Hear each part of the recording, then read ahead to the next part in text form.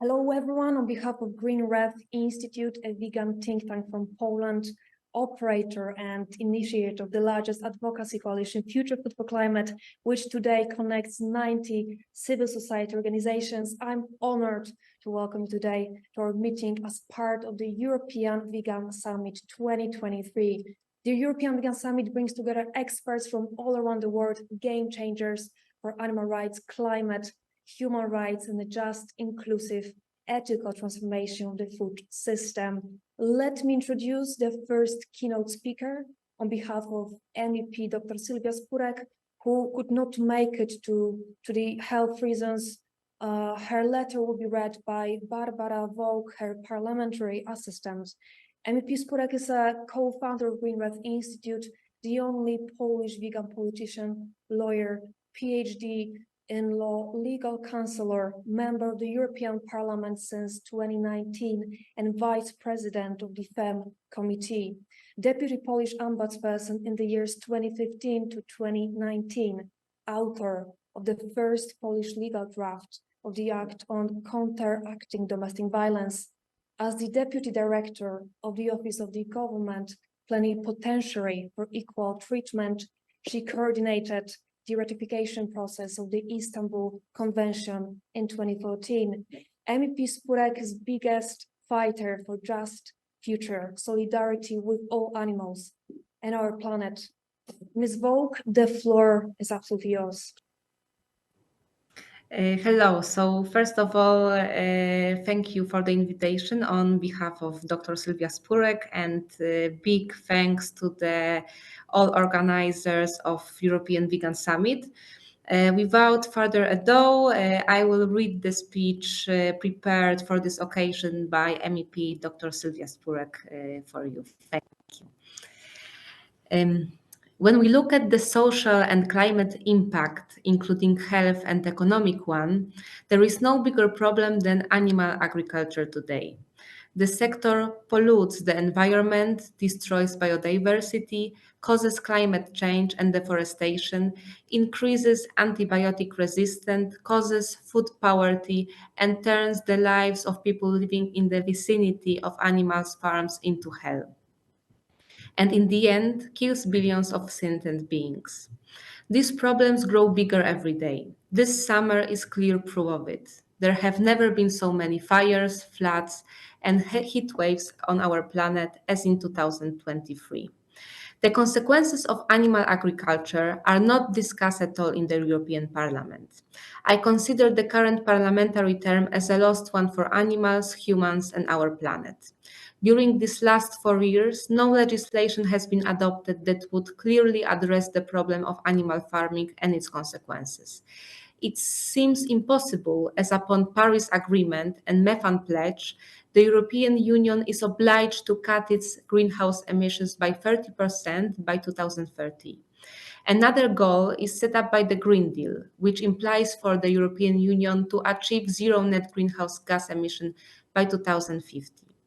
This cannot happen unless the EU will not address animal farming, which among many consequences is the greatest methane polluter.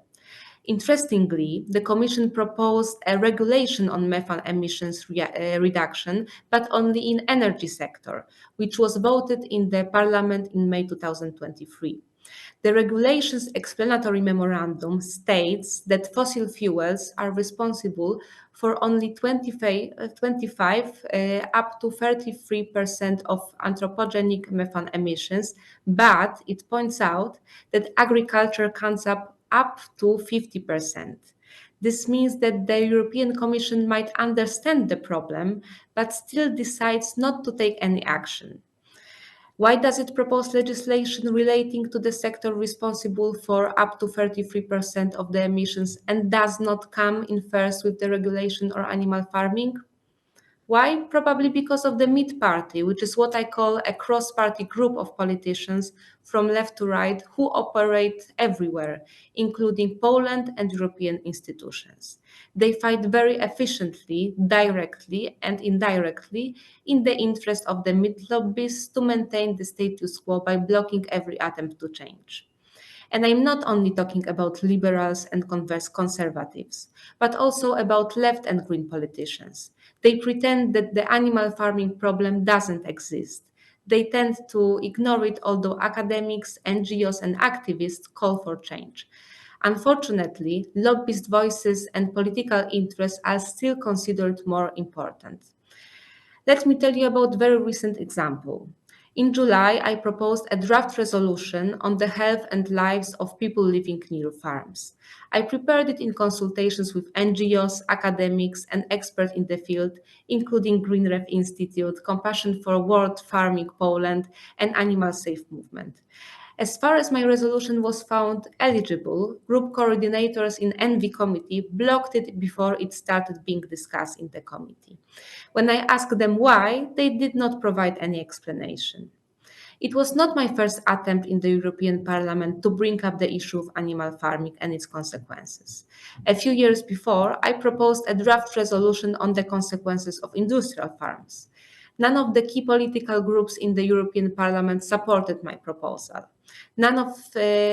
After months of lobbying MEPs to support the resolution on industrial animal farming with huge support from NGOs, we did not manage to get enough support at the Conference of Presidents to add the draft of the agenda of plenary sessions. Even though I focused in my draft resolution on environmental and public health aspect of industrial animal farming to make the resolution less controversial, MEPs did not even want to include it in the agenda of the plenary debate. Instead, Socialists and Democrats initiated the so-called Veggie Burger Amendment to block the development of the plant-based sector. Fortunately, due to the organized action of NGOs, Veggie Burger Amendment was rejected. Recently, during the last week's annual State of the Union speech, President of the Commission, Ursula von der Leyen, summed up years of her presidency and actions for the last year of her term. She did not refer to animal farming at all when talking about climate change. What is more, she did not refer to animals in any way, neither to their rights nor to their welfare. Meanwhile, she glorified farmers according to the Copa Cogeca's open letter, urging her to thank farmers during her speech. She decided to completely ignore animals' rights and the need to change the food system following lobbyist expectations. I am a lawyer, legal counselor, and academic. When I entered politics in 2019, I thought I would use my knowledge and expertise to draft good laws aiming at the end of animal exploitation. Then I realized the debate has been frozen, blocked by the animal farming sector. There is no space now for discussions on good laws and public policies. Therefore, I believe that to change the system, we need to push the boundaries of the debate first. To unblock the debate in Poland, I proposed two initiatives I called 5 for Animals and 5 for the plant-based sector to start public discussions. One of the first steps is to ban the opening of new animal farms and stop advertising meat, milk, and eggs. We need to stop subsidize meat and milk production. At the end, we need to phase out animal farming and put animal rights into our constitution. Yes, our goal should be ambitious. Baby steps are no longer enough and they are not efficient. Animal welfare is not longer enough. Yes, I have been ignored with my postulates. Politicians and media have laughed at me and attacked me many times. We will be ignored, we will be laughed at and attacked. This is the level of the debate now. But we need to aim high and we need to demand everything. Otherwise, we will end with nothing and animals will be killed and exploited even more. First, we need to push the boundaries of the debate. Then we will start to debate truly and we could start drafting good laws. Currently, we are in a good moment as now in Poland we are having parliamentary elections. In June 2024, we will have elections to the European Parliament as well. I believe it is the best opportunity to ask politicians about their ideas and plans as to the end of animal farming. And I believe so, even though major democratic coalition in opposition to Polish government, with the Greens as a part of it, is not planning to do anything about animal farming. On the contrary, proposes to renew Polish tradition of pig production. But still, this is a time of promises made by politicians, which can be used by us, voters, to put pressure and demand to take necessary actions. I encourage you all to ask your politicians what they are going to do to end animal farming as soon as possible.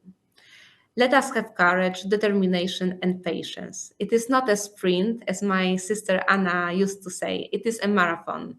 Let us be ambitious. The appetite of animal farming is growing, and we need to fight the growing appetite of animal farming by ambitious goals. Let us stay vegan for animals. Thank you. Thank you so much, Ms. Vogue, for delivering this great message from MEP Sylwia Spurek. Baby steps are no longer an option. Thank you so much for a strong voice and for MEP Spurek's great groundbreaking actions and uncompromising fight for animals, the planet, and people. Now I would like to invite Professor Philip Lymbery, Global Chief Executive of the International Farmed Animal Welfare Environmental Organization, Compassion and World Farming, President of the Brussels-based umbrella body of nearly 100 leading animal welfare societies in Europe, Eurogroup for Animals, and is the founding board member of the World Federation for Animals, WFA, a global membership organization to represent the animal protection movement at intergovernmental level. Professor, please, the floor is yours. Thank you so much, and what a pleasure to be here and following MEP Sylwia Spurek's a wonderful speech. Barbara, thank you so much for bringing that to us. And as you are absolutely right in saying, baby steps are not enough. We need big change. We need transformational change. We need a big leap forward. We need to put kindness in the very center of society. That is what we need. Why? Because as a society, as humanity, we have a choice: extinction or regeneration. We either don't see ourselves getting out of the 21st century, or we put kindness back at the center of all we do. Let's look at it like this. If we look at society through the lens of the 4 seasons, where are we now? We're in summertime, a time of endless partying, of consuming as if there are no boundaries in the planet. But the browning leaves of autumn are starting to show, with the growing anxiety around climate change and the collapse of nature and the risks of the next pandemic. If we carry on as we are, fueled by the destruction of industrial animal agriculture, the huge consumption of meat and dairy, carry on as we are, then our society faces a perpetual winter. We all had a collective taste of that perpetual winter through COVID. What we now need to save us from that is a new spring, a new dawn, a new beginning. And putting kindness at the center is absolutely the way to do that. When we look at what being unkind to animals has been, being actually unkind is a very polite way of putting it. Being hugely cruel to animals on a systematic basis. 80 billion animals produced on land alone every year, most of them kept in the most hideous cruelty. Factory farming, invented 70 years ago, is the biggest form of animal cruelty on the planet. Animals caged so they can't stretch their wings, or crated so that they can't turn around for weeks or months at a time, made to face the wall. Cows taken out of fields off of green pastures and put inside for their entire lives. It's not only the biggest cause of animal cruelty on the planet, it is absolutely integral to driving climate change. It is the biggest driver of the decline in nature, our ecosystem upon which we all depend. But it is also undermining the very thing we need for a food future, the soil. This was brought home to me near to where I live. My dearly departed Duke, our rescue dog, and I were out one spring morning a couple of years ago, and what we saw was a tractor pulling a plough. It went up and down, ploughing its lonely furrow, and there was dust going up into the air and catching the sun, creating an aura. And I looked at this and I thought, that is an iconic countryside scene. But there was something wrong. There was something missing. There were no birds, no gulls following the plough. And when I looked, because it was ploughing across a footpath, when I looked at the newly upturned soil, do you know what I saw? Nothing. There were no worms, no bugs or beetles trying to get back into their burrows that had been newly upturned. It was completely lifeless. It was sand. Duke and I could have been walking on the moon. Now that field was being used to grow maize, corn, a common animal feed in these factory farms, and it's grown using chemical pesticides and fertilizers which kill the life. In that field, every area of that field, the size of a football pitch, should have had up to 4 million worms. It should have had 13,000 species of life. If we'd have decanted all of that life and measured it, each football pitch patch would have had 5 tons worth of living creatures thriving, creating our future, as much as an elephant in weight. But instead there was nothing. And when I looked at that maize field later in the season, it reminded me of my time in Nebraska in the Midwest of America, where factory farming was born in the middle of the last century. When I was there, I remember seeing cattle feedlots, and I saw hundreds of cows, maybe thousands, all in these barren, crowded pens. And when I was getting close to it, I imagined it would be noisy, but it wasn't. It was hush. And they were all standing without shade in the intense midday heat. And the only noise I could hear, apart from the odd cough, sneeze, or wail, was the clumping and the pushing and shoving as they were trying to get in each other's shadows, desperate to get some respite from the heat. It was a shocking indictment of the factory farming regime that is now covering the planet, that is now destroying the planet. And far from making food, it hugely wastes food, because we imagine that if we put animals in a small space, that we're going to get something for nothing. But we don't, because we then use vast acreages of perfectly good arable land, like that land near home, to grow their feed using those chemical pesticides and fertilizers. Which means that the trees and the bushes and the hedges disappear because the fields start getting bigger, and then the chemicals come in and they kill everything. They kill the wild flowers and the insects that are needed by the birds, the bees, the bats, and everything else. So it's not just the farmed animals that suffer in their tens of billions, but the wild animals too. And then we take the crop grown so wastefully. We feed it to those farmed animals who waste the vast majority of the food value in terms of calories and protein. Added together, factory farming wastes enough food to feed 4 billion people. Things like the cost of living crisis and global hunger come along, and politicians seem to see it as just something like the weather that you can't do anything about. Well, you can do something about it. You can put kindness back at the center of society. You can end factory farming. What factory farming does is wastes half of humanity equivalent of food. It pushes up food prices as a result. That's what it does.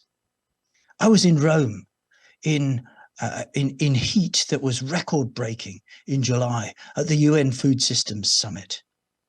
And what was really good there was that there was talk of the need for food system transformation to end hunger. But what was really obvious was that actually this wasn't the first time that Rome had hosted a gathering of world leaders to end hunger. They did so in 1996. And in 1996, there was 800 million people hungry. We said we were going to end it. We gathered in 2023, and there are 800 million people hungry.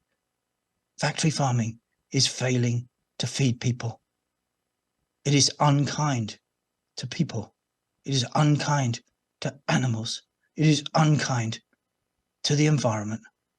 It is killing our future. So let's put kindness back at the center.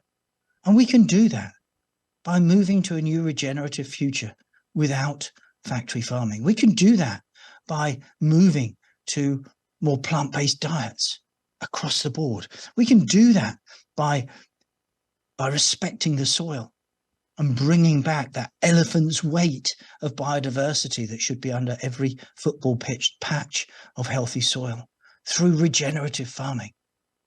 And regenerative farming, let's be clear, doesn't need animals. What it needs is mixtures of crops. It needs rotations. It needs keeping the soil covered up. It needs putting away the plough. Those are the elements for a wonderful soil future, to create a fantastic future for people with kindness at the center, respecting every living creature, every animal, whether they be above or below the ground. And what I saw at the UN Food Systems Summit was the dawning of that word transformation. What we need to do now is to seize the momentum, seize the fact that we don't want society to slip into that perpetual winter. We want to get to that new spring, that new day, that new dawn. And we can do that through kindness at the center, through plant-based diets, through regenerative farming. All of these things can take us forward, creating a new society based on that beautiful, compassionate way. Kindness to all. Thank you so much for being part of the global kindness movement. Bless you all. Thank you. Thank you so much, Professor. Your voice is especially important. You're uniting a global movement and telling EU politicians it's time for a change. Thank you so much. I'm delighted to welcome someone who has been with Green Red Institute since the very beginning. Sebastiano Cossia Castiglioni, vegan investor, entrepreneur, and activist, has invested in over 90 companies in the alternatives to animal space, from food and beverage to technology and materials via vegan capital or through partnerships and funds. He's the owner and honorary chairperson of Querciabella, a Tuscan vegan, organic and biodynamic winery, and the owner of Bontasana gluten-free pasta brand. Sebastiano serves on the board or advisory board of several conservation and animal rights organizations when we ourselves, as Green Red Institute, are struggling against the industry, the animal agriculture sector. People like Sebastiano show us that vegan business is a future. Sebastiano, the floor is yours. Thank you so much. Thank you for the introduction. Thank you for the invitation. And of course, both Sylwia and Philip are a very hard act to follow, but I'll try my best. And of course, their words have been enlightening as always,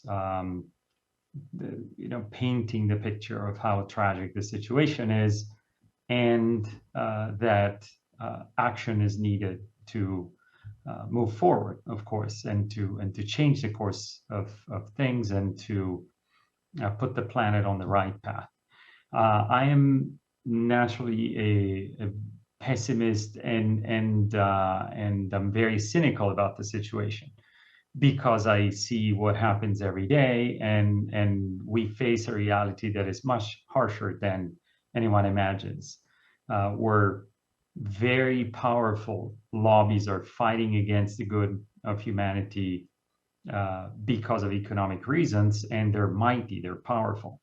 And when I look at my sector of interest, I'm first of all an activist, and I always will be, but my sector of activity is investing in alternatives to animals in every sector.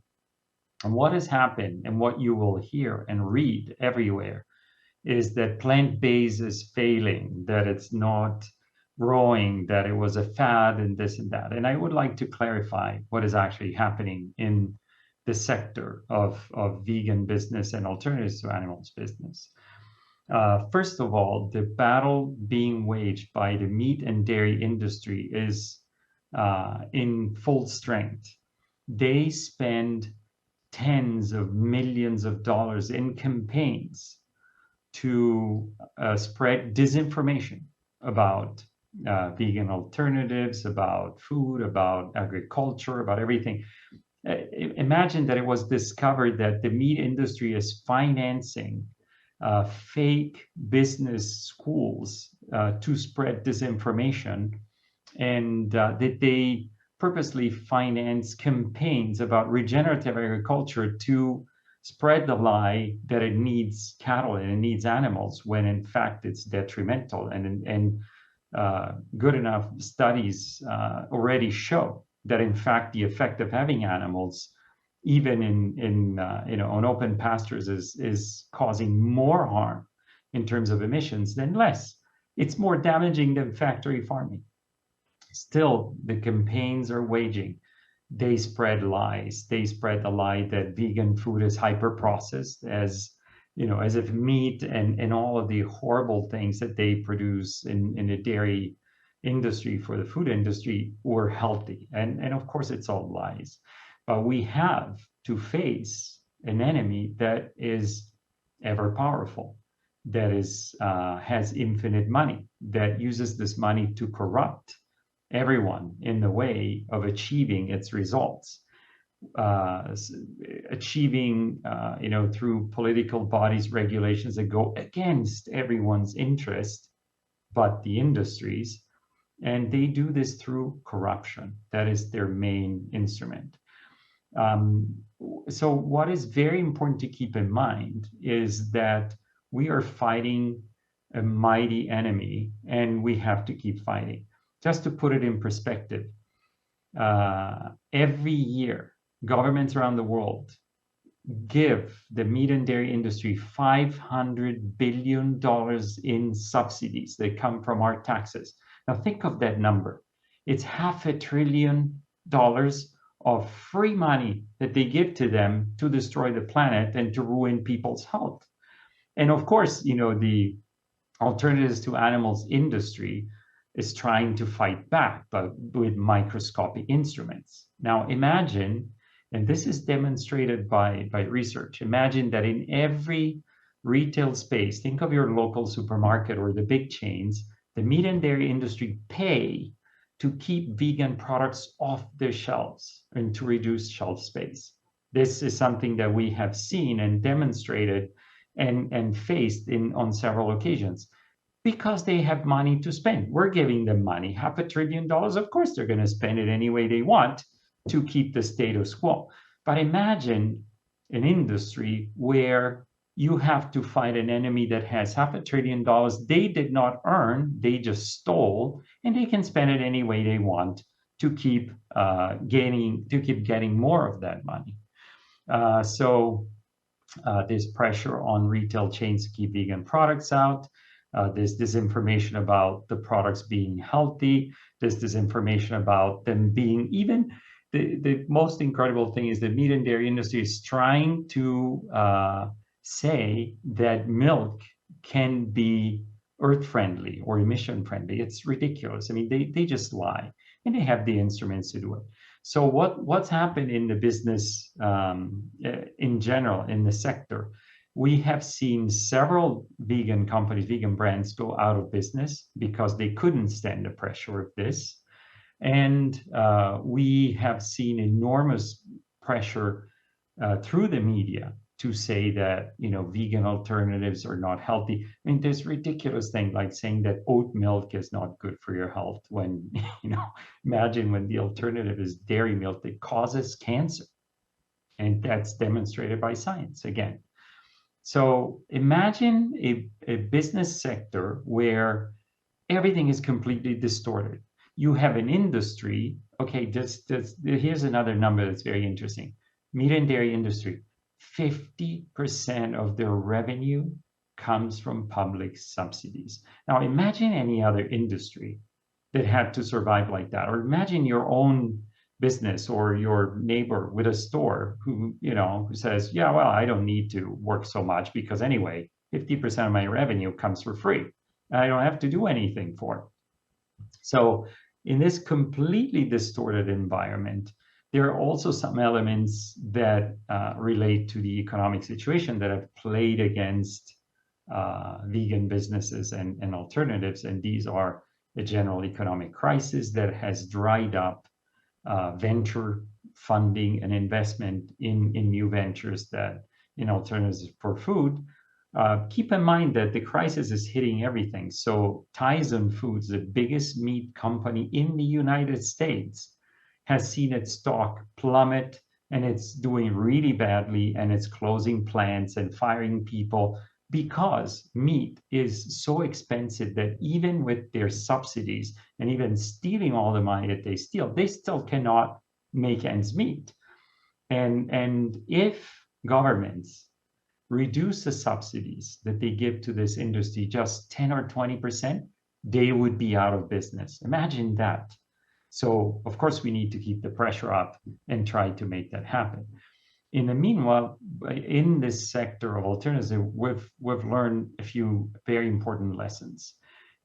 It's now obvious from research that the main target for alternative products, which of course are meat eaters, we're not aiming at vegans or vegetarians when we produce new products. We want to shift consumption from the other side.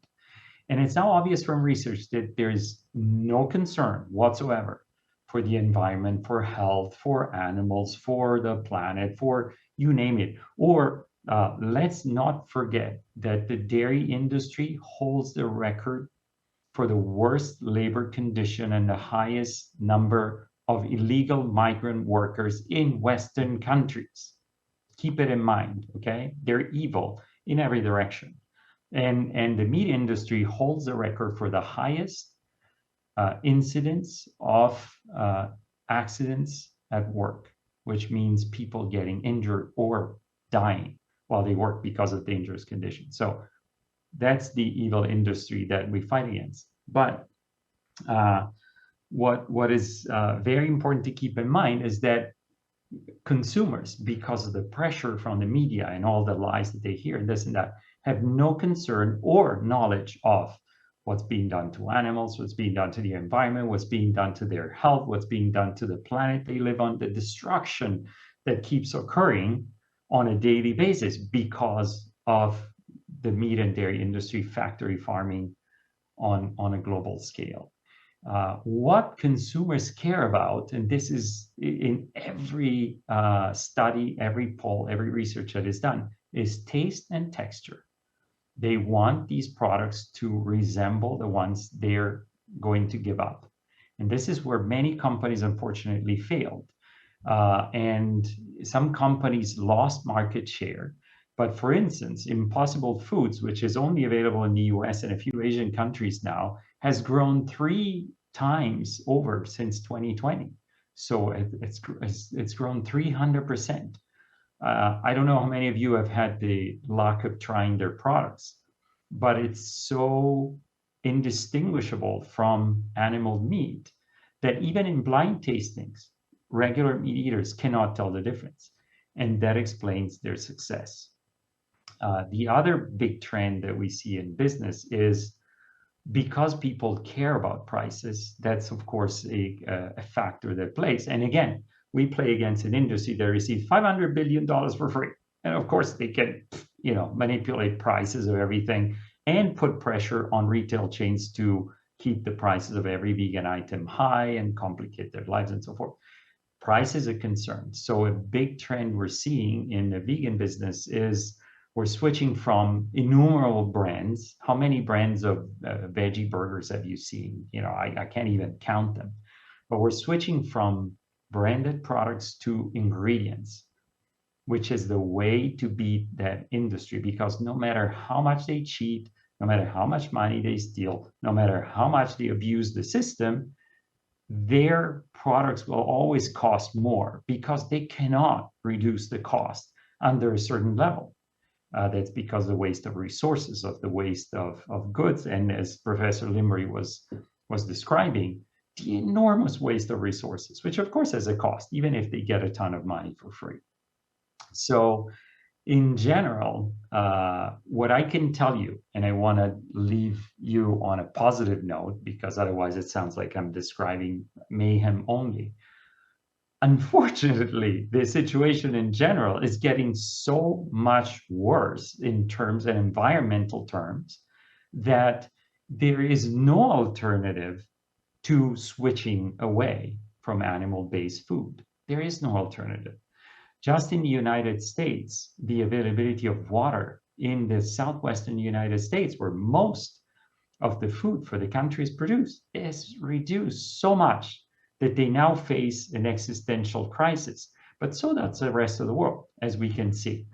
So despite their efforts, despite corruption, despite distortion of the market, despite everything that they have available, they know that they're going to fail and that alternatives will prevail. In fact, believe it or not, the biggest investors underground, in hiding, in secret, in alternatives to animals are the same industries that are the leaders of the animal-based food. And the various Tyson, JBS, and so forth are investing. And I can tell you that I have seen myself projects that are now undergoing, for instance, in the Middle East and in other areas, where billions of dollars will be invested in production of alternatives to meat and dairy, especially plant-based meat, because they know they cannot keep producing it, even if they want to, even if they don't care about the planet, even if they don't care about anything, they just can't. They physically can't. So the future for vegan businesses and alternatives to animal-based products is bright, because the situation of the planet is very dark. But anyway, there is no alternative to taking the alternative path. And so I encourage all of you, of course, to support all the alternative brands that you like, and to demand in every retail space that they keep supplying it on the shelves. And why don't they have more space? I guess this is something you've all experienced personally. You go to the little vegan shelf and it's sold out. And in any other shelf in the supermarket is full, and they keep it full on purpose. And they let those shelves, the vegan shelves, get empty because they get money for doing that. But we need, on a personal basis, to keep putting pressure, because we want more shelves with alternatives. We want more products. We want it to be restocked. We want more variety. And we will get it one way or another. But so my message to you is the situation is very serious and very dangerous for everyone and for the planet. And let's not forget that the main victims in the center of everything that we think and do about this problem are the animals, who are the poor victims of this entirely distorted system of torture and destruction. But we can fight, and we will prevail, not because someone will be convinced, not because people will get a consciousness, not because politicians will be honest, but because they cannot continue to do it for lack of resources. So we need to concentrate on this, and certainly on our side as investors in these businesses, we will continue to fight and to bring the best businesses forward so they can prevail and hopefully open a different era for the planet where our poor friends, the animals, are never mistreated again, and everyone has access to real food and not cadavers for breakfast, lunch, and dinner. Thank you very much. Sebastiano, thank you. Thank you so much for your strong voice and for being today with us. Before we move on to the next session, I have to put this question directed to Philip. Philip, if we can have 2 to 3 minutes answer to this question. We have what about the State of the Union of Ursula von der Leyen? We did not hear anything on animals food system transition. Do we have here the clear change of the direction? So maybe we should switch the campaign and say EU not for animals and animals are left behind. Please, 2 to 3 minutes. Absolutely. Thank you so much for your question. And yes, the State of the Union address was appalling in that it did completely not mention animals.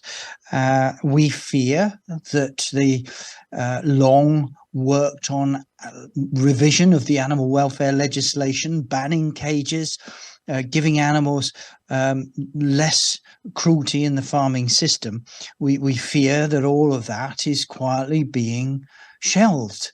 And of course, that is something which goes against the will of citizens.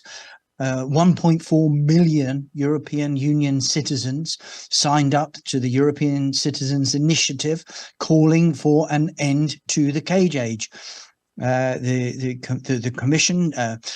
Commissioner Stella Kyriakides said on the 30th of June 2021 that the Commission will ban all cages for animals farmed for food by 2027.